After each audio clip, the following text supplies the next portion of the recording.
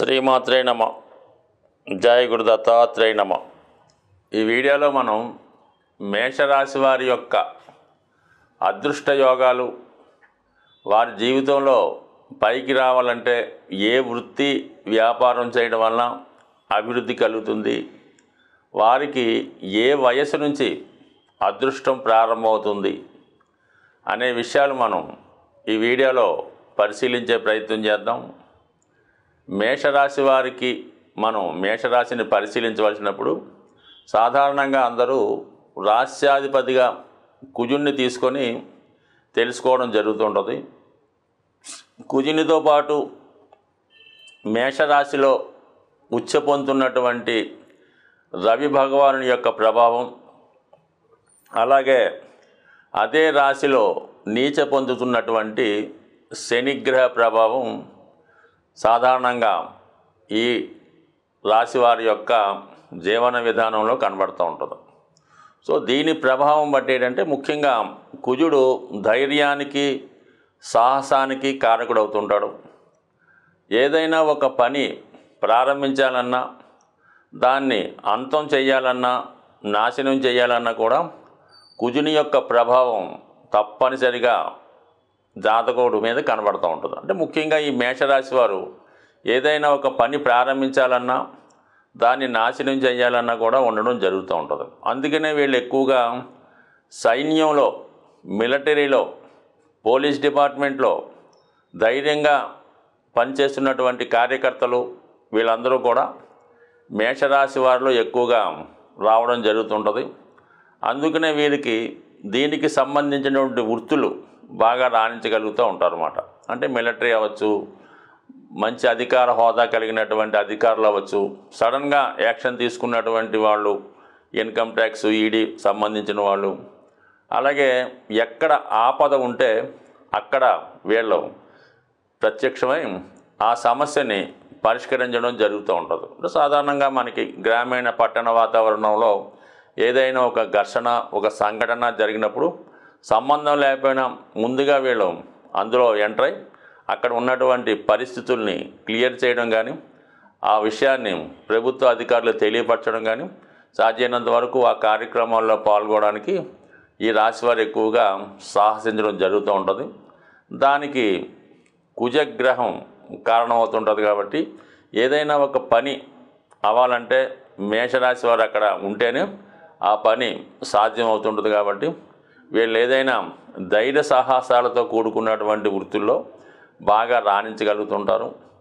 మరి కుజుడు భూకారకుడు అవటం వల్ల ఈ రాశివారు ఎక్కువగా స్థిరాస్తి సంబంధించినటువంటి, భూములకు సంబంధించినటువంటి వ్యవహారాల్లో ఎక్కువగా రావడం వల్ల ఎక్కువగా వీళ్ళు తొందరగా ధనవంతులు అవ్వాలంటే భూమికి సంబంధించినటువంటి వ్యాపారాలు చేయడం వలన అతి తొందరగా లాభించడం జరుగుతూ ఉంటుంది. మేషరాశిలో జన్మించి వారి జన్మరాశిలో జన్మచక్రంలో కుజుడు ఎంత బలంగా ఉంటే వీళ్ళు అంత తొందరగా మరి భాగ్యోదయం, అదృష్టయోగాన్ని పొందగలుగుతూ ఉంటారు. అంటే వీళ్ళు ఎంత సంపాదించినా ఇంకా సంపాదించాలనే తాపత్రయంలో ఇంకా ఎక్కువ వెంచర్స్, ఇంకా ఎక్కువ ఇంప్రూవ్మెంట్ చేయడం జరుగుతూ ఉంటుంది. ఒకానొక సమయంలో వారు సంపాదించిన ధనమే వారికి శత్రువుగా మారుతుంది. అప్పటిదాకా సహకరిస్తూ వీళ్ళ అభివృద్ధి కారణమైన వారే వీళ్ళ బాగా ఎదిగిన తర్వాత వీళ్ళ యొక్క అభివృద్ధిని ఓర్వ లేకుండా, కారణం ఏదైనా అవచ్చు, వీరే మళ్ళా ఆ జాతకుడిని అన్పాపులర్ చేయడం, పతనం చెందడం జరుగుతూ ఉంటుంది. అందువలన ఈ మేషరాశి వారు ఎంత ఎదిగినా కూడా ఒక విధంగా ఒదిగి ఉండి సహనంతో వ్యవహరించినప్పుడే వారు స్థిరమైనటువంటి వచ్చిన అదృష్టాన్ని సాధించుకోగలుగుతారు. ఏమాత్రం గర్వం కలిగిన, అహంకారం కలిగిన, పక్కవారిని లెక్క చేయకపోయినా కంపల్సరిగా దానికి తగినటువంటి పనిష్మెంటు ఈ జాతకులు పొందడం జరుగుతూ ఉంటుంది. సో సహజంగా ఈ కుజుడు ధైర్యంగా పోరాడినప్పుడు కూడా విపత్కర పరిస్థితులు వచ్చినప్పుడు దాన్ని పెద్దగా ఎదుర్కొనే శక్తి లేకపోవడం వల్ల అక్కడే మనకి ఈ సూర్య భగవానుడి యొక్క సహాయం కావలసి ఉంటుంది. అందుకనే అదే స్థాయిలో సూర్యుని యొక్క ఉచ్చస్థితి పొందడం జరిగింది. ఈ రాశివారు ఏదైనా కష్టం వచ్చినప్పుడు మరి వారు ఉన్నత అధికారులు కానీ వారి తండ్రి గారిని కానీ ఎవరైతే వీళ్ళ అభివృద్ధికి కారణమయ్యారో వారిని ఆశించినప్పుడు ఆ సూర్యుడి యొక్క ఉచ్చస్థితి ప్రభావం వల్ల జాతకుడు ఆ సమస్యల నుంచి బయటపడడం జరుగుతూ ఉంటుంది. కాబట్టి ఎక్కువగా ఈ మేషరాశి వారు సూర్య ఆరాధన చేయడం అన్నది చాలా మంచిది. దానివల్ల వీరికి ఏంటంటే నిరంతరం సూర్యుడు ఎలాగైతే నిరంతరం వర్క్ చేస్తుంటాడో అలాగే వీళ్ళు కూడా నిరంతరం అభివృద్ధి చెందుతూ ఉంటారు. ఇక్కడ ఏమైందంటే మేషరాశి వారికి పంచమాధిపతిగా ఉన్నటువంటి వాడు సూర్యభగవానుడు, అంటే ఒక విధంగా సంతానానికి కారణం అవుతుంటాడు. అందుకనే చాలామంది మేషరాశి వారికి సంతానం కలిగిన తర్వాత వారి యొక్క నేమ్ అండ్ ఫేమ్ బాగా రావడం, అదృష్ట యోగం కలగడం జరుగుతూ ఉంటుంది. అదే సంతానం జాతకుడి యొక్క కన్నా అభివృద్ధి చెందుతారనమాట. వీళ్ళు ఒక స్థాయిలో ఉండి ఒక అధికార హోదాకు వస్తే వారిని మించిన స్థాయిలోకి వారి సంతానం ఎదగడం జరుగుతూ ఉంటుంది. అందువల్ల ఏంటంటే పిల్లలు పుట్టిన తర్వాత వీళ్ళ నేము పెరుగుతుంది, వీరి యొక్క అభివృద్ధి కూడా పెరుగుతుంది. ఇక ఒక విధంగా సంతానం అంటే వీళ్ళ యొక్క టాలెంట్ కూడా అనుకోవచ్చు. వీళ్ళ యొక్క టాలెంటే వీళ్ళ జీవితంలో నిలబెట్టడం జరుగుతుంటుంది. ఎప్పుడు ఇండివిజువల్గా సహకరిస్తూ అందరికీ సహకరించే జాతకులుగా ఉంటారు. అయితే ఇదే స్థానంలో శని భగవానుడు నీచ పొందడం వల్ల వీళ్ళు సాధారణంగా ఈ పనులు 10 మందికి చెప్పి చేయించడంలోనే అగ్రగణ్యులుగా ఉంటారు తప్ప స్వతగా వీళ్ళు ఒళ్ళు వంచి పని చేయలేకపోతుంటారు. సులువైన మార్గాల ద్వారా పనులు చేసుకోవడం, ఇతరుల చేత పనులు చేయించుకోవడంలో చాలా చక్కని నేర్పు కలిగి ఉంటారు. కానీ స్వతహాగా పని చేయడానికి ఇష్టపడరు. దేంట్లోనూ కష్టపడకుండా సులువుగా ధనం సంపాదించే ఆలోచన ఉంటుంది. ఆ విధంగానే వీళ్ళు జీవితంలో తొందరగా ఎదగడం జరుగుతూ ఉంటుంది. అందుకని ఒక విధంగా చెప్పాలంటే మేషరాశి వారు ఒకరి కింద చేసే ఉద్యోగం శారీరక శ్రమతో కూడుకున్నటువంటి పనుల కన్నా అడ్మినిస్ట్రేటివ్ క్వాలిటీతో వారి యొక్క సామర్థ్యాన్ని ఉపయోగించే చేసే పనులు బాగా రాణించగలుగుతుంటారు. ఈ రాశివారు వారి యొక్క ప్రారంభ జీవితం సాధారణ కార్యకర్తగా జీవితం ప్రారంభించినప్పటికీ కూడా మరి రాజకీయంలో ఉన్నత స్థాయి వరకు వెళ్ళే అవకాశం ఉంటుంది. ఎందుకంటే అక్కడ రవి ఉచ్చ పొందుతాడు, కుజుడు ఎప్పుడు కూడా కార్యకర్తగా ఉంటాడు. దానికి అభివృద్ధి చెందడమే మరి రవి ఉచ్చస్థితి. కాబట్టి వారి జన్మజాతకంలో మిగతా గ్రహస్థితులు అనుకూలిస్తే 100% వాళ్ళు జీవితంలో ఒక ఉన్నత రాజకీయ నాయకుడిగా కానీ ఒక ఉన్నత ప్రభుత్వ ఉద్యోగం కానీ రాణించే అవకాశం ఉంది. అలాగే వీరి జన్మజాతకంలో శని కూడా బలంగా ఉన్నప్పుడు మాత్రమే వీళ్ళు జీవితంలో ఉన్నత స్థాయికి రాగలరు తప్ప శని బలహీనంగా ఉండి నీచ స్థితిలో ఉంటే పుట్టిన స్థాయి కన్నా అధమ స్థాయికి దిగజారే ఉంటుంది తప్ప, అంటే లేజీగా ఇతరుల మీద ఆధారపడుతూ తండ్రి గారి మీద ఆధారపడుతుంటూ పెద్దలు సంపాదించింది ఏదో విధంగా అనుభవిస్తూ జల్సాగా జులాయిగా తిరిగే ప్రభావం కూడా శని యొక్క స్థితిని బట్టి ఉంటుంది. కాబట్టి మరి జాతకంలో శని ఎంత ఉన్నత స్థాయిలో ఉంటే జాతకుడు అంత వృద్ధిలోకి చెందడం జరుగుతుంది. అందుకనే మేషరాశి వారు రాశి అందే శని నీచ కాబట్టి వారి జీవితం జీరోతో స్టార్ట్ అయినప్పుడే హీరోగా మారగలుగుతున్నారు తప్ప ఉన్నత కుటుంబంలో జన్మించినటువంటి మేషరాశి వారు స్వభావసిద్ధంగా ఆ స్థాయికి చేరుకోకుండా నెమ్మదిగా అధమ స్థాయికి దిగజారడంలో ఎక్కువ మంది ప్రభావం మనకి జాతకంలో కనబడుతూ ఉంటుంది.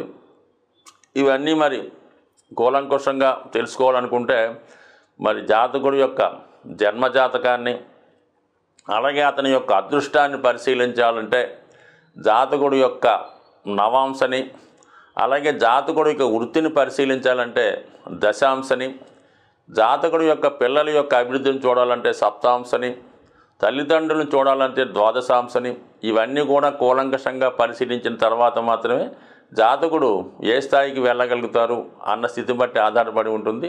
బట్ ఏది ఏవైనా జాతకంలో గ్రహాల బలాన్ని బట్టి జాతకుడు ఆధారపడి ఉంటాడు. మరి మేషరాశి వారికి కంపల్సరిగా కుజగ్రహం, మరి శనిగ్రహం, రవిగ్రహం ఈ 3 గ్రహాలు బలంగా ఉంటే వారు ఏ స్థాయిలో జన్మించినా ఉన్నత స్థాయికి వెళ్ళడం జరుగుతూ ఉంటుంది. మరి ఈ రాశి వారి యొక్క ప్రారంభ జీవితం చూసినప్పుడు అంటే చాలామంది ఏంటంటే మనకి ఈ మేషరాశిలో జన్మించినప్పుడు అశ్విని నక్షత్రంలో, భరణి నక్షత్రం, కృత్తికా నక్షత్రంలో జన్మించడం జరుగుతూ ఉంటుంది. వీళ్ళని మనం మేషరాశి వారిగా నిర్ణయించడం జరుగుతూ ఉంటుంది.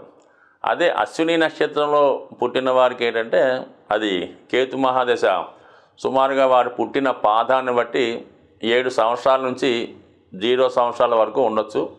బట్ ఏదైనా శుక్ర మహాదశ అంటే ఈ కేతు మహాదశలో పుట్టిన వారి యొక్క బాల్యం చాలా ఆనందంగా సాగుతూ ఉంటుంది. దాని తర్వాత వచ్చే శుక్ర మహాదశ 20 సంవత్సరాలు జరుగుతూ ఉంటుంది. ఒకవేళ భరణి నక్షత్రంలో పుట్టిన వాళ్ళకి ప్రారంభంలో శుక్ర మహాదశ జరుగుతుంది కాబట్టి ఈ శుక్ర మహాదశ ఎప్పుడైతే ఈ మేషరాశి వారికి జరుగుతుందో వాళ్ళు బాల్యం అంతా కూడా చాలా లగ్జరీగా కష్టాలు తెలియకుండా చాలా హ్యాపీగా గడపడం వల్ల వారి పేరెంట్స్ కూడా వీళ్ళని అతి గారాభంగా పెంచడం వల్ల చాలా వరకు తర్వాత జీవితంలో అంటే తర్వాత వచ్చినటువంటి రవిదశ నుంచి అంటే ఉద్యోగం పెళ్ళి ఇవన్నీ కూడా చాలా ఇబ్బందికరంగా సాగడం జరుగుతూ ఉంటుంది. మళ్ళీ రవిదశలో పుట్టినవారు అంటే ఇంచుమించుగా కృత్తికా నక్షత్రం ఒకటే పాదం ఉంటుంది కాబట్టి 6 సంవత్సరాలు 5.5 సంవత్సరాలు రవిదశలో జన్మించడం జరుగుతుంటుంది. వారు కూడా చాలా వరకు ఏంటంటే బాగా అభివృద్ధి చెందుతూ ఉంటారు. పుట్టడం రవి మహాదశ, దాని తర్వాత చంద్ర, దాని తర్వాత కుజ, ఇంచుమించుగా 22-23 సంవత్సరాల దాకా చాలా హ్యాపీగా జీవితం సాగుతుంది. దాని తర్వాత ఆటోమేటిక్గా సెటిల్ అవ్వడంతో వారి లైఫ్ ఒకలా ఉంటుంది. బట్ ఏదైనా ఒక రాశిలో జన్మించిన వారు అందరి యొక్క అభివృద్ధి ఒకే విధంగా ఉండదు. వారు పుట్టిన నక్షత్రాన్ని బట్టి వారు పెరుగుతున్నటువంటి జీవన విధానాన్ని బట్టి కూడా ఆధారపడి ఉంటుంది. అలాగే ఈ రాశి వారు ఎక్కువగా మరి శనివారం రోజు ముఖ్యమైన పనులు ప్రారంభించకుండా ఉంటే మంచిది. వీరి ఇష్టదైవంగా సుబ్రహ్మణ్య స్వామి వారిని హనుమాన్ని పూజించడం మంచిది. అలాగే కంపల్సరిగా సూర్యభగవాన్ని ఆరాధించుకోవడం మంచిది.